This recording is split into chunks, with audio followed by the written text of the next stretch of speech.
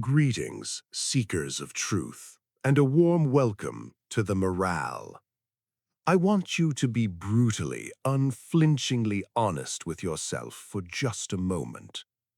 When was the exact last time you truly pushed yourself? I do not mean getting a little uncomfortable. I do not mean skipping dessert or waking up an hour early. I mean going so incredibly far past the terrifying edge of what you thought you were biologically capable of, that the version of you who started the journey could not even recognize the version of you who finished it. If you are struggling to answer that question, then what you are about to hear was forged specifically for you. Today, we are tearing down the comfortable illusions of the modern self-help industry. We are diving into a manual of absolute psychological warfare, Can't Hurt Me, by the legendary David Goggins. So, without wasting any time, let us begin. Chapter 1. I Should Have Been a Statistic. To understand David Goggins, you have to understand where David Goggins came from. And where he came from is a place most people reading a self-help book have never been anywhere near. In 1981, the Goggins family lived on Paradise Road in Williamsville, New York, a beautiful, affluent neighborhood where doctors, lawyers, and professional athletes lived. From the outside, they looked like the picture of success: a nice house, new cars, tailored suits, the American dream. Behind that front door was hell. David's father, Trunnis Goggins, was a charming, calculating, violent man who owned a roller skating rink and bar in the Black District of Buffalo. He ran prostitutes, he gambled, he controlled every dollar the family had and gave David's mother, Jackie, nothing of her own. No bank account, no credit card, no way out. And every night, after the skating rink closed around midnight, 6-year-old David and his older brother Trunnis Jr. would help their mother clean the bathrooms, fishing bloody tampons out of toilets, scraping gum off the floor, taking inventory until almost dawn, before going home to sleep for a few hours and start school again the next morning. The beatings were regular. David watched his father drag his mother down a staircase by her hair. He watched his father pull a pistol from under the couch cushion where David slept to show it off. He watched police arrive after his mother pressed the panic button, and then laugh along with his father and leave without interviewing her. One night, young David jumped on his father's back while Trunnis was beating Jackie. He slammed his tiny fists into the man's back. His father turned around and said quietly, "You're raising a gangster," then beat David with a belt for several minutes. David didn't cry. He refused to give him the satisfaction. He was 7 years old. The stress of this environment did what stress does to developing brains. David began stuttering almost overnight. He wet the bed every night. He developed white splotches on his skin from anxiety. He couldn't concentrate at school. He couldn't retain what he learned. Doctors labeled him ADHD and prescribed Ritalin. What he actually had was something researchers now call toxic stress, a physiological response to chronic fear that rewires a child's developing nervous system, compromises language development and memory, and puts them in a permanent state of fight or flight. He was the poster child of what researchers call at-risk youth. Statistics said he would be arrested as a juvenile, commit a violent crime as an adult, never finish high school. The odds were not just against David Goggins, they were laughing at him. Then his mother did something that changed everything. Over several weeks, she secretly rebuilt Trunnis's trust, cooking for him, treating him warmly, until he co-signed a credit card in her name. The moment that card arrived, she had a plan. On the day she executed it, she walked to the kitchen table where her sons were eating breakfast, and while Trunnis was on the phone talking trash about her to a friend, she calmly said, "I'm leaving your father. You two can stay or you can come with me." David shot out of his chair like it was on fire. He grabbed garbage bags and started packing. His father watched them load into the car. Before she turned the corner, Jackie floored it. They drove through the night to Indiana, to her parents' house, free from the devil on Paradise Road. David was 8 years old. For the first time in his life, he wasn't afraid to fall asleep. Chapter 2. Truth Hurts. The escape from Buffalo was not the beginning of a fairy tale. It was the beginning of a different kind of struggle. In Brazil, Indiana, a small, mostly white rural town of about 8,000 people, Jackie and David started over from nothing. They lived in government housing on $123 a month in aid, food stamps, and whatever Jackie could earn working a department store job while taking night classes. Some nights they were so broke they counted pennies from a mason jar just to pay the electric bill and buy groceries, and felt grateful when they came out ahead. School was its own battlefield. David was one of 5 black students in the entire district. He barely read. He had spent years cheating his way through class, copying homework, scanning neighbors' test papers, doing just enough to not get expelled. He had never actually learned how to learn. His ignorance had crystallized. He was going through the motions of an education while retaining almost nothing. And in Brazil, Indiana, where the Ku Klux Klan would march openly down Main Street in 1995, being the only black kid in every room was dangerous in ways that went beyond social awkwardness. A man aimed a pistol at David's head on a country road because he and his cousin, in their baggy starter jackets, looked out of place. The man walked within 2 feet of him, asked him what he was doing in this town, and David stood absolutely still, locked eyes with him, and said nothing. The man got back in his truck and left. A girl David liked was escorted out of a Pizza Hut by her father, who told her never to be seen sitting with this nigger again, in front of a room full of people. David sat frozen, staring at the floor. Someone drew a picture of him in a noose in his Spanish workbook and wrote, "Nigger, we're going to kill you." They misspelled it. He didn't know.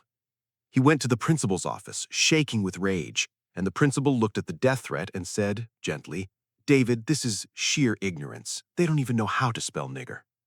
That was the best anyone could do. And through all of this, David kept cheating his way through school, kept his head down, kept finding the path of least resistance. He got bigger, ballooned to 250, then nearly 300 pounds. He was working as a pest exterminator, spraying cockroaches in restaurant kitchens and fast food chains at night. His diet was fast food and Little Debbie snack cakes. He had no direction, no plan, no future. Then, one morning, hung over on the couch after a long night of cockroach duty, channel surfing in his exterminator uniform with a plate of chocolate chip pancakes, he landed on a documentary about Navy SEAL training. He watched it. He watched the whole thing. He watched men crawling through mud and surf, freezing and broken and somehow still moving. He watched Hell Week. He watched men ring the bell and quit, and he watched the men who stayed. Something cracked open inside him. Not motivation, not inspiration in the greeting card sense, something deeper, a recognition. That is what I want to be. Not that specifically, but whatever lives inside those men who refuse to stop. I want that. He called a Navy recruiter the next morning. The recruiter told him there was a SEAL program, but there were requirements. David needed to get his weight down from 297 pounds to 191 pounds in 3 months. He needed to pass the ASVAB test, which measured academic aptitude. He needed to learn to swim. He had never had a swimming lesson in his life. He had 12 weeks. Most people would hear that list and say, impossible. David Goggins heard that list and said, start. Chapter 3. The Impossible Task. What followed was one of the most extreme physical transformations in the history of people who weren't on a reality television show. Goggins had 106 days to lose 106 pounds. He had to go from a man who couldn't run a quarter mile to a man who could pass the Navy's rigorous physical fitness test. He had to study for and pass an academic test that measured the kind of school knowledge he had spent years faking, and he had to teach himself to swim. He started running. It was brutal. He puked. He got shin splints. He ran two-a-days. He ran in boots. He ate nothing but a small cup of soup and one meal a day. He ran so much and so hard that his body stopped recognizing hunger and started burning stored fat with startling efficiency. He showed up at the local pool and told the lifeguard he needed to swim. The lifeguard looked at this enormous, terrified black man and didn't laugh, just handed him a kickboard and said, "Start here." He did, every day. He studied for the ASVAB by using index cards, by repetition, by reading the same material dozens of times until it stuck in a brain that had spent years refusing information. He failed the first ASVAB. He took it again. He passed. 106 days after he decided to change his life, he had lost 106 pounds. He was under the weight limit. He passed every physical standard. He showed up to Naval Special Warfare to begin SEAL training.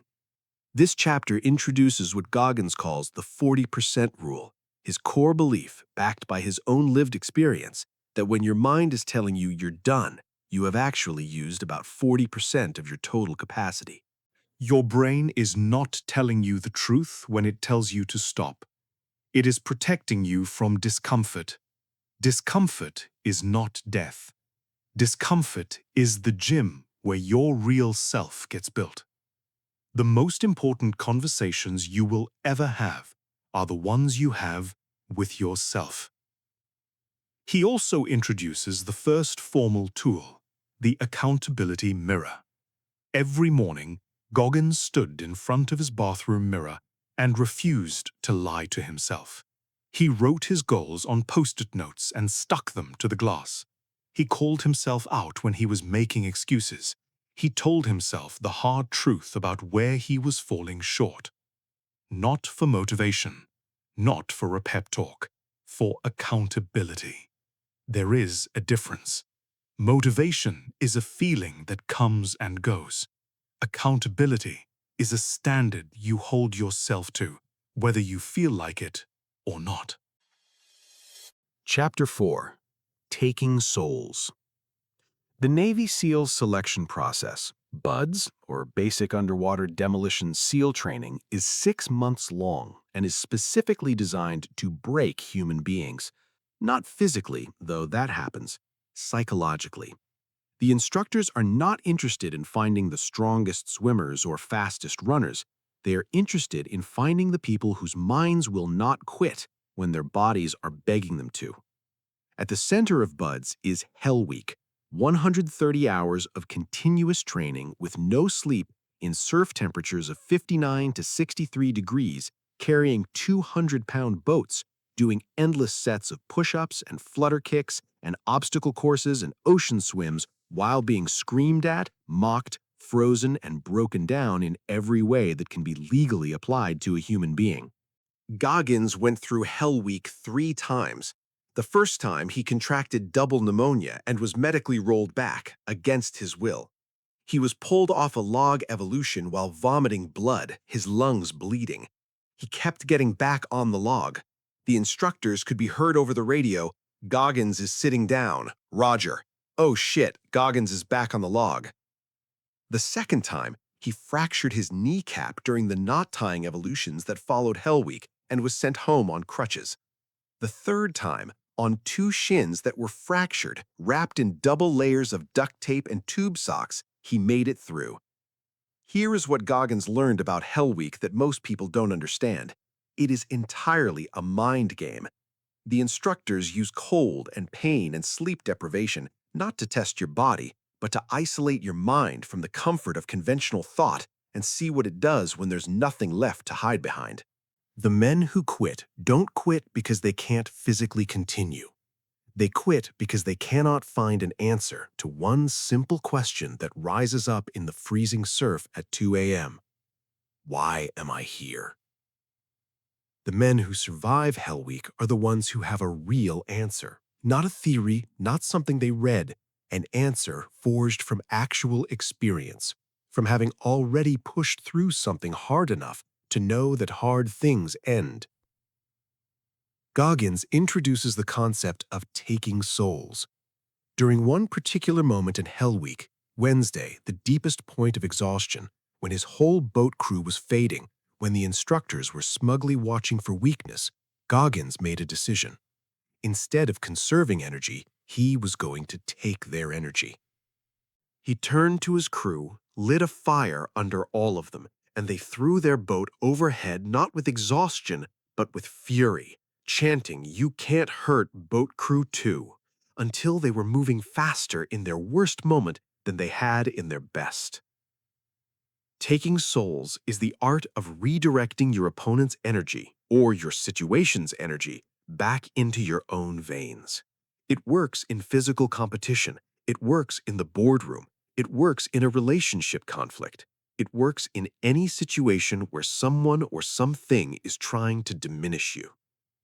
The principle: when someone is trying to break you, your best weapon is outperforming them so thoroughly that you occupy their thoughts, not beating them at their own game, dominating it so completely that they can't stop thinking about you even after they go home.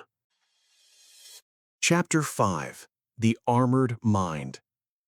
After Hell Week number 2, Goggins found himself on a train from San Diego to Chicago with a fractured kneecap, double pneumonia, and 3 days to think.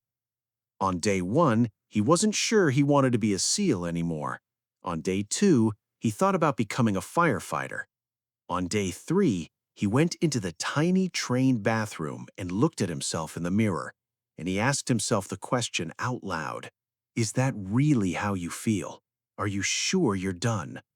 He stared at himself for 5 full minutes, then shook his head. I'm afraid.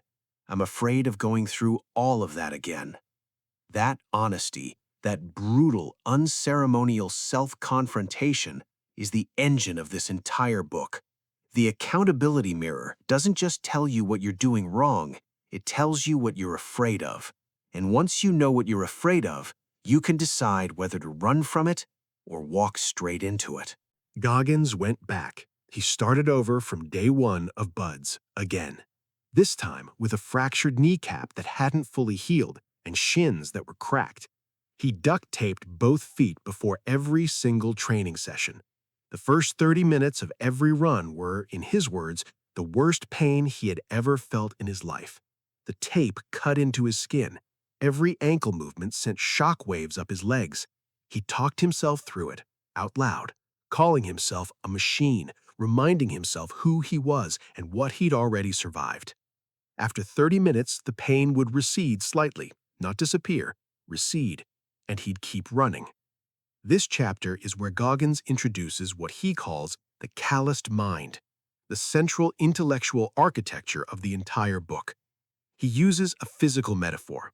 When your hands are new to the pull-up bar, they blister and tear. But after thousands of reps, they build calluses, thick, hardened skin that can handle the same punishment without damage.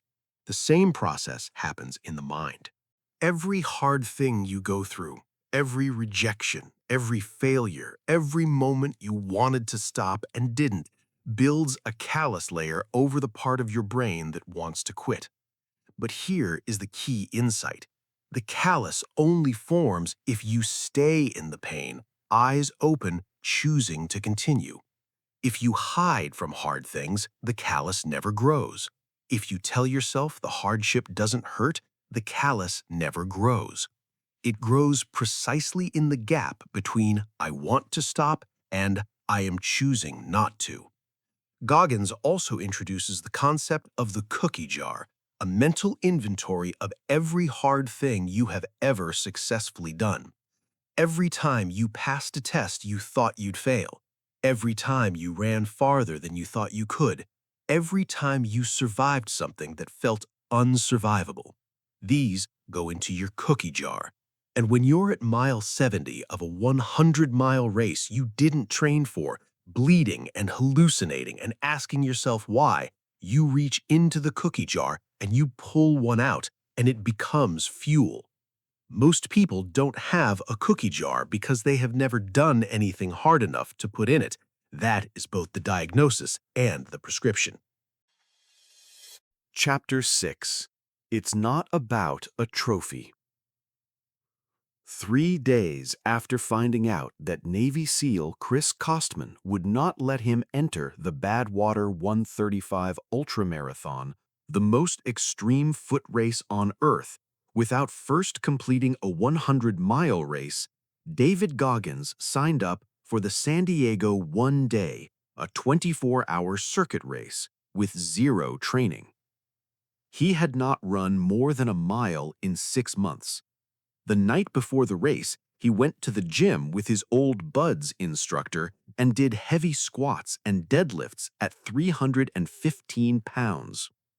The next morning, he ate chocolate donuts for breakfast and started running.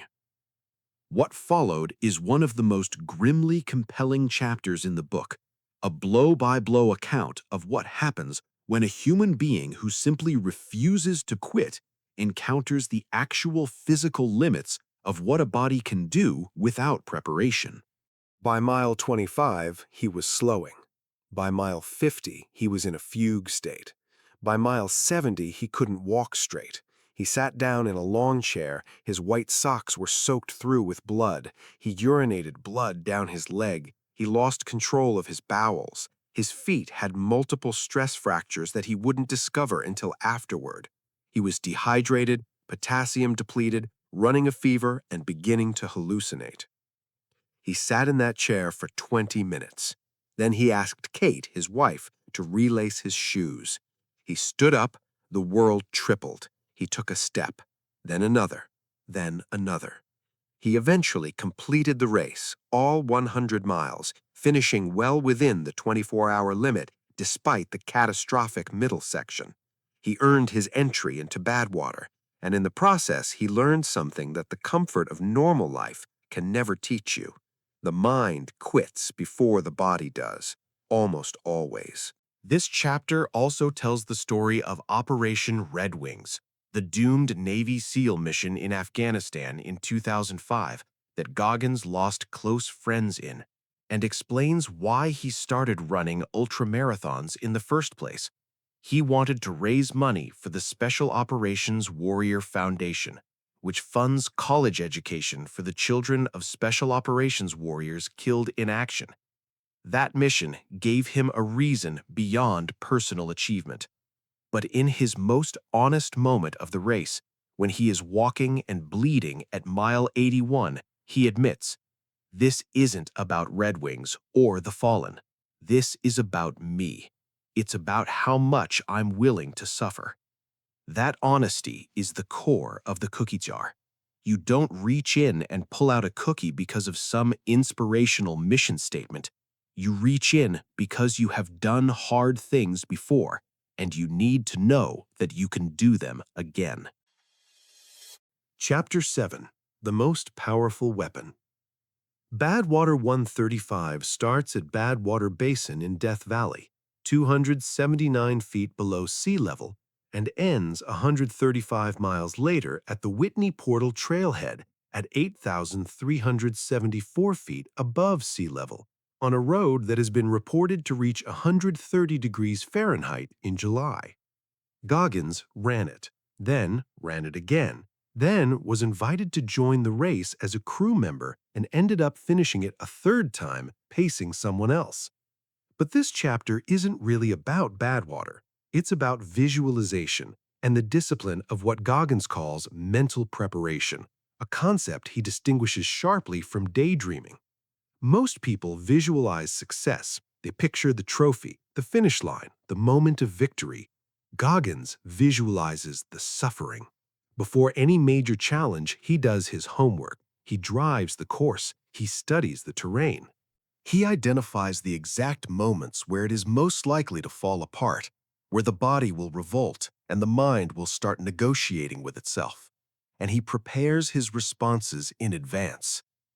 Why are you doing this? He has the answer ready before the question arrives. You should quit. You've done enough. He has prepared his counter before the thought forms.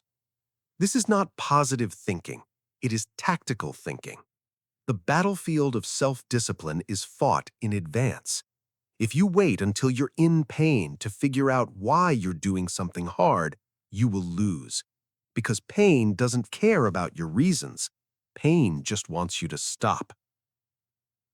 This chapter also introduces what he calls the 40% rule more formally. When your mind is telling you that you are done, that you are exhausted, that you cannot take another step, you have used approximately 40% of your capacity. Your brain is lying to you. It is sending a signal designed to preserve comfort, not report your actual limit. The question is what you do with that information. Chapter 8. Talent Not Required. Goggins completed Army Ranger School, one of the hardest military training programs in the world, after BUD/S. He graduated with the title of Enlisted Honor Man. He is not particularly fast. He is not built like an elite distance runner. He is not gifted with unusual natural talent in any dimension. He is the first person to tell you that. What he has, the thing that carries him through, is the willingness to be uncomfortable for longer than anyone else around him. That is the only talent he claims. And this chapter's argument is that this talent is available to everyone. The biological reality is this: your brain is wired to conserve energy. It has been optimized by millions of years of evolution to avoid unnecessary expenditure. Pushing through pain, grinding through exhaustion, doing the thing you don't want to do. All of these feel unnatural because they are fighting against a deeply embedded biological imperative. But the brain is also neuroplastic. It changes in response to experience. Every time you override the impulse to quit, you build neural architecture that makes it slightly easier to override it next time. The calloused mind is not a metaphor. It has a neurological substrate. Goggins lays out a formula that sounds simple and is genuinely not.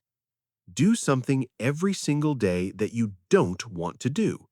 Not something punishing for its own sake.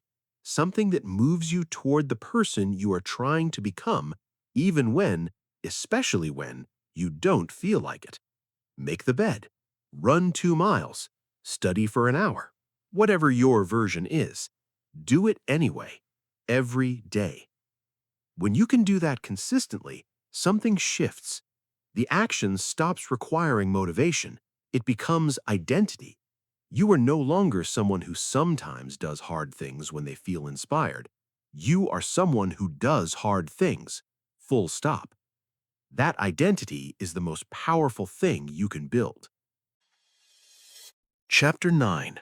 Uncommon amongst uncommon. After becoming a Navy SEAL, after the thing most people would accept as the pinnacle of human achievement in the military world, Goggins set a new goal. He wanted to attend Army Ranger School simultaneously. SEALs don't typically go to Ranger School. There's no operational requirement for it. His command told him it was unnecessary. He went anyway. He graduated. He was named Enlisted Honor Man, the top graduate of his class. He then applied for and was accepted into Green Team, the selection pipeline for DevGRU, informally known as SEAL Team 6, the most elite tier of naval special warfare. And then he started running ultra-marathons on the side. This chapter is about the principle Goggins calls becoming uncommon amongst the uncommon. The SEALs are already a self-selected group of people who have done extraordinary things. They are not soft, they are not comfortable, but even within that population, Goggins noticed that people stopped pushing themselves once they reached the level that felt elite enough to be satisfied with. They reached the SEAL community and coasted. They stopped doing hard things voluntarily once hard things became part of their job description. His argument is that the moment you stop voluntarily seeking discomfort, the moment you allow comfort back into your life without interrogating it, is the moment the calloused mind begins to soften. Staying hard requires constant maintenance. It is not a destination, it is a daily practice. He also tells the story of running the Ultraman World Championship, a 3-day, 320-mile event involving open water swimming, cycling, and running while suffering from a partial tear in his heart wall, a medical condition that would hospitalize most people. He kept it mostly to himself and finished the race. His body is a walking catalog of what human tissue can be pushed to sustain when the mind is made up. Chapter 10: The Empowerment of Failure. Goggins failed. A lot. He failed the ASVAB the first time. He failed out of pararescue training before he ever made it to Buds. He was medically rolled back from his first Hell Week with pneumonia. He fractured his kneecap in his second attempt. He collapsed at mile 70 of his first 100-mile race. Every single one of those failures became currency. This chapter is about reframing failure, not as evidence that you don't have what it takes, but as data collection, specific, actionable information about where the gaps are, so you can go back and fill them. Goggins introduces what he calls the after-action review, a military tool that he applies to his personal failures. After any significant setback, he sits down and asks 3 questions. What went right? What went wrong? What do I do differently next time? Not to beat himself up, not to assign blame, to get information that makes the next attempt more likely to succeed. The man who fails and learns is not the same man who walked into the failure. He has been updated. He is running a better operating system. The man who fails and stops, or fails and blames, has wasted the failure, failed and learned nothing. And that, Goggins argues, is the real tragedy. He also challenges a modern cultural comfort that many people have accepted. The idea that you shouldn't have to do things you're not good at, that you should play to your strengths, that weakness should be outsourced or ignored. Goggins doesn't outsource weakness, he targets it. Whatever he is worst at gets the most attention, not the least, until it is no longer a liability.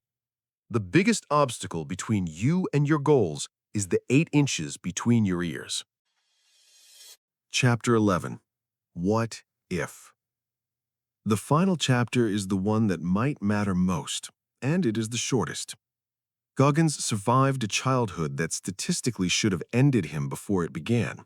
He transformed a body that was failing and a mind that had learned helplessness into something that competes at the absolute edge of human potential, voluntarily, repeatedly, without anyone asking him to.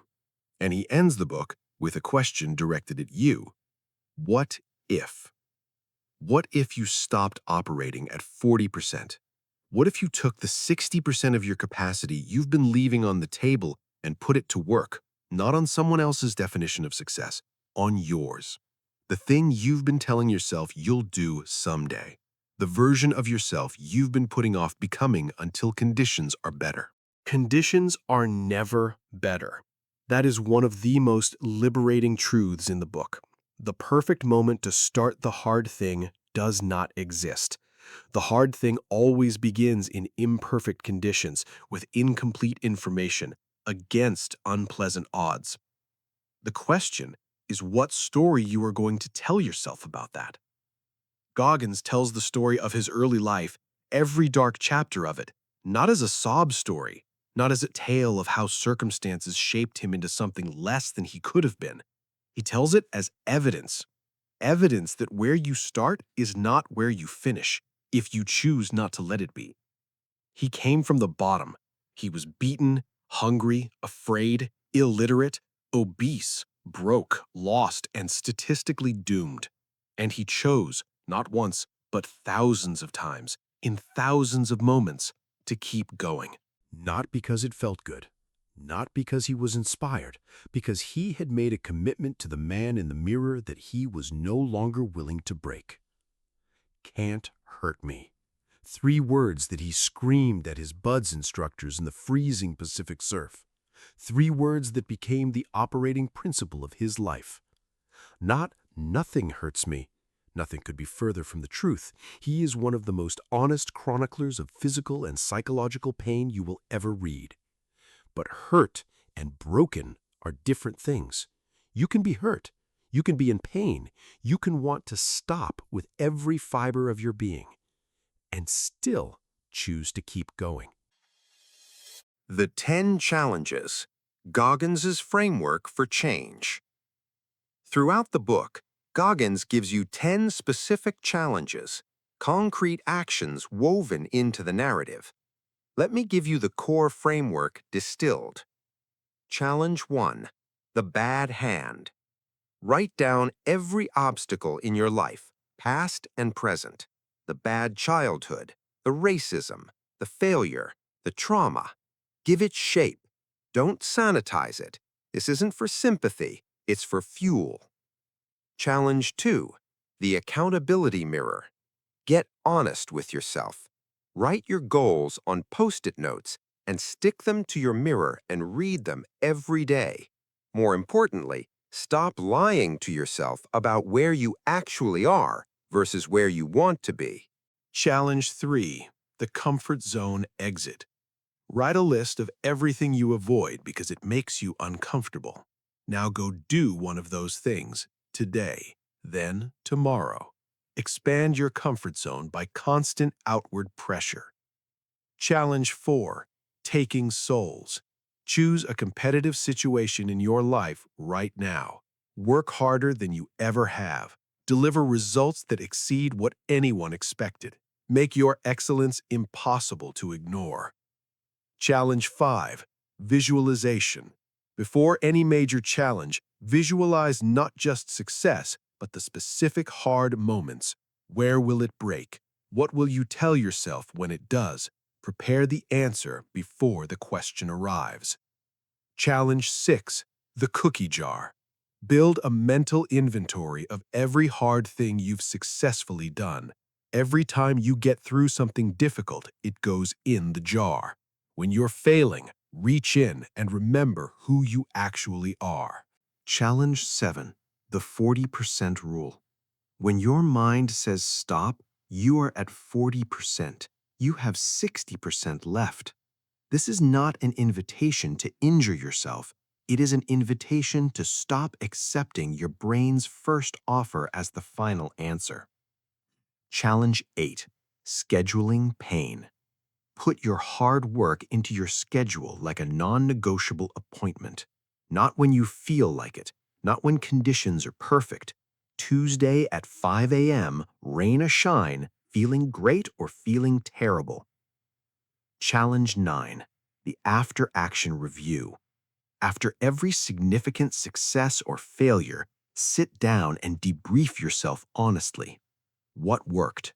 What didn't? What changes next time? Challenge 10. Uncommon amongst uncommon.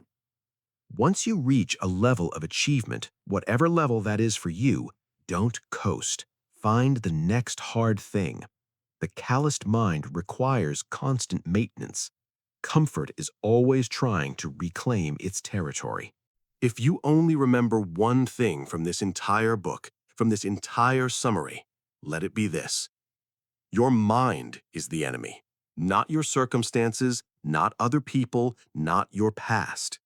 Your mind, specifically, its constant lobbying for comfort, its bottomless supply of reasonable-sounding excuses, its talent for making quitting feel like wisdom, is the opponent. And like any opponent, it can be trained. It can be beaten repeatedly and with increasing efficiency the more you practice. The person you are capable of becoming is not waiting for better conditions or more time or a different set of circumstances. They are waiting on the other side of the thing you've been avoiding. What is that thing for you? You already know. David Goggins is not asking you to become a Navy SEAL. He is not asking you to run 100 miles, do thousands of pull-ups, or survive the freezing surf of Hell Week. He is asking you one singular defining question. What are you capable of that you have never even attempted? And then he is aggressively demanding that you go find out. Not someday, not when you are ready, not when the stars align and you feel inspired. Now. The body strictly keeps the limits you put on it. The mind enforces those limits every single day with enormous creativity and manipulative skill. Can't Hurt Me is about learning to violently govern your own mind, to be its untouchable commander rather than its helpless prisoner. You have been living at 40%. The other 60% is waiting for you to claim it. Thank you for joining us on this profound exploration of Can't Hurt Me.